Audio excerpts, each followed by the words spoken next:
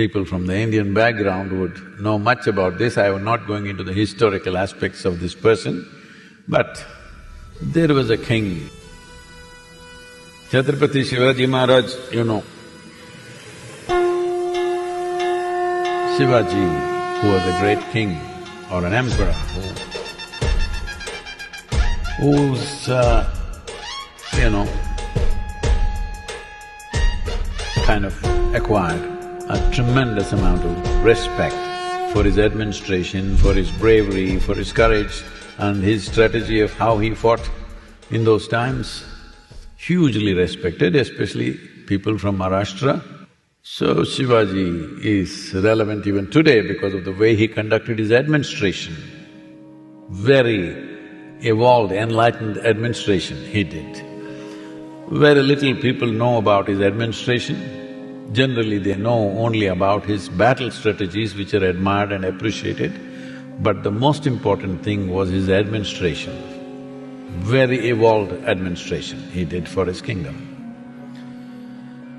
So he had a guru whose name was Ramdas.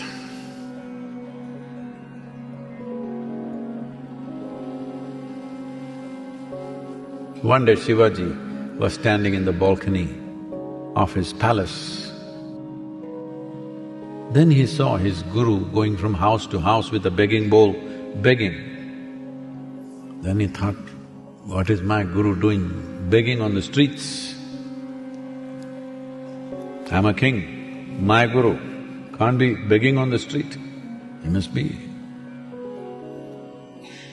Then he called Balaji, who was his assistant, wrote a chit and sent it, please go and place it at the guru's feet. So he went and placed this chit at the guru's feet. So he picked it up and saw. And Ramdas smiled.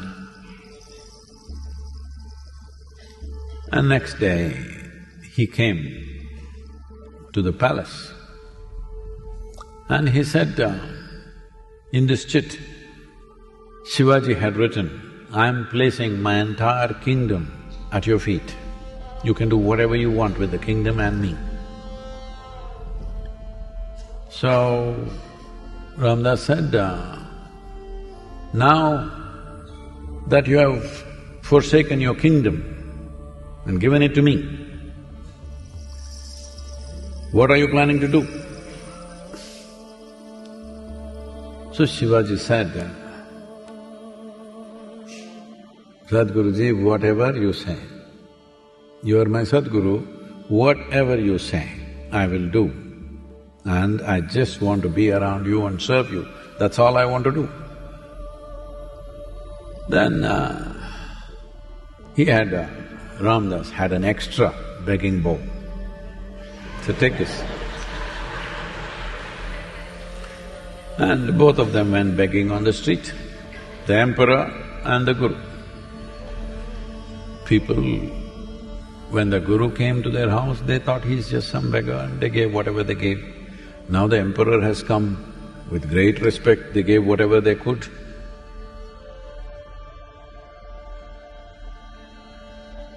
It's only now that if a beggar comes home, people are putting cooked food, leftover food, all kinds of things. But in this culture that was never done in the past, they only gave ingredients, rice, dal, like this. So it's for them to go and cook their food and eat. So after their begging rounds were over, they went near the river and the guru prepared a small meal, a simple meal out of whatever ingredients had come that day. And after he finished eating what was left over, the king, the Shivaji, no more a king, ate. Then they were sitting under a tree and Shivaji smiled and said, now that you turned me into a beggar in just 24 hours, what else do you wish to do with me? So Ramdas said, it's called ghero, that means a piece of orange cloth. He gave this orange cloth, which was on his body, he took it and gave this orange cloth. And he said, use this as your banner and go back and rule the country. But just know, this is not your kingdom.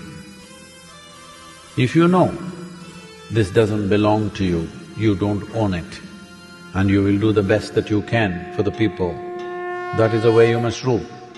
So Shivaji always used the orange cloth or the orange flag as his banner, and he administered his kingdom in a most enlightened way possible to run a kingdom. Why I'm telling you this story is, Shivaji rose in his stature, lives in the hearts and minds of this country because he lived in grace.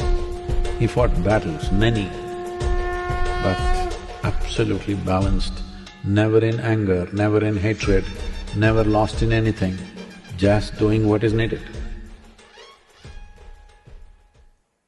Grace is the greatest empowerment that you can have. Once grace enters your life, every little thing is, how do I become available to grace? Grace does not mean it's coming from one direction somewhere. As gravity is, grace is, but in a much bigger dimension, because gravity works only to a certain distance. Grace is the basis of the creation. But you won't be available to it if you have strong walls of individuality. If you become dispassionate, slowly the walls will dissolve. Now, it breathes grace. Everything in you breathes grace.